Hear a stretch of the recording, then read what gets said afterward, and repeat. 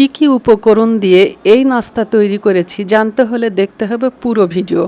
এখানে আমি স্বাভাবিক নিয়মে নুডলস সিদ্ধ করে নিয়েছি, তাতে অ্যাড করছি গাজর কুচি, ক্যাপসিকাম কুচি, পেঁয়াজ এবং কাঁচামরিচ কুচি। তারপর দিব ধনিয়ার গুঁড়া, জিরার গুঁড়া, chaat masala, tomato sauce, black pepper, ময়দা এবং কর্নফ্লাওয়ার এবং স্বাদমতো লবণ দিয়ে এটা ভালো করে ম্যারিনেট করে নেব। আর ডিমটা অ্যাড করবেন আপনাদের মানে এটা যেন নরম না হয় সেটা বুঝে শুনে আপনারা অ্যাড করবেন। তারপর আমি যে শেপটা দিচ্ছি এটা ওই যে মিষ্টিতে যে চমচম মানে শেপ দেয় না, ঠিক ওইভাবে।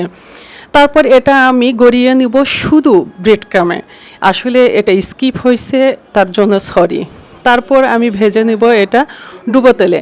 বিশ্বাস করুন মানে এই নাস্তাটা যে কতটা মজার হয়েছে মানে কল্পনার বাহিরে।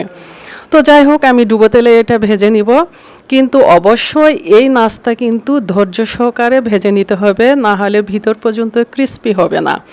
তো এক এক করে আমি এটা ভেজে নিলাম। দেখতেই পাচ্ছেন এটা কতটা লোভনীয় হয়েছে। বিশ্বাস করুন এটা অসাধারণ একটা টেস্টি নাস্তা ছিল।